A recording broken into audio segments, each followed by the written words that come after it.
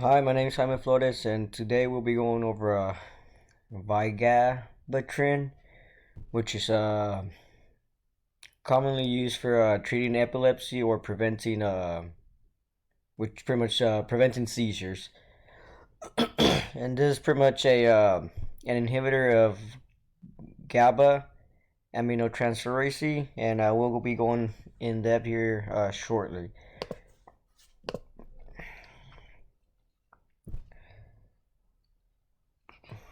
So here we have a cycle of the acid citric cycle.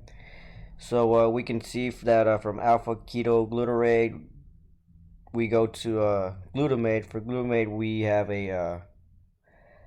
some GABA, which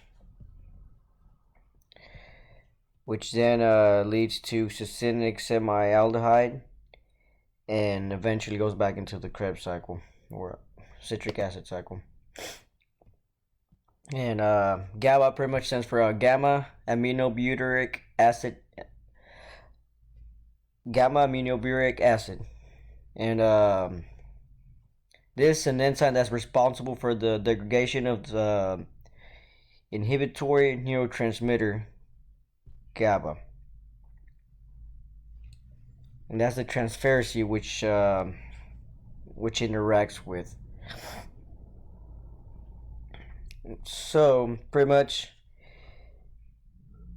this right here, GABA, it's getting degraded by this GABA T, which is the gamma aminobutyric acid aminotransferase, and this is what it's the 5-phosphate dependent enzyme, which is responsible for the degradation of our GABA here. And our drug here is pretty much inhibits this enzyme right here. So what does that do? So once that is done, once it inhibits that specific enzyme, pretty much it results in a great increase in the GABA concentration, which they're crucial, especially in the brain for to prevent these seizures. So this increase in GABA functions kind of like as a brake on the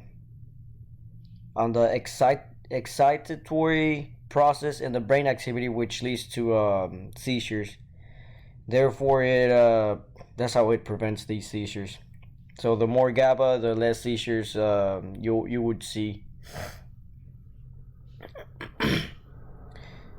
Now we can go over to our bond structure. So how exactly does the mechanism work? So there was actually a study done to see how everything reacts. So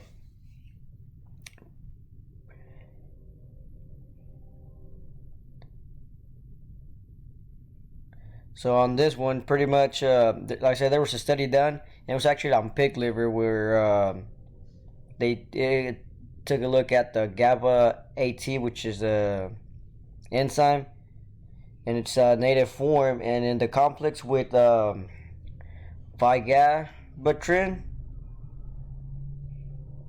You could see that both inactivators form a covalent ternary adduct with the active sites of their lysine 329 and your PLP, which is your pyridoxal 5-phosphate cofactors.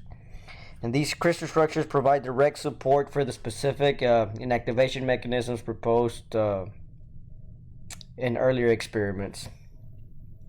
That's all I got for this. Thanks for watching. See you next time.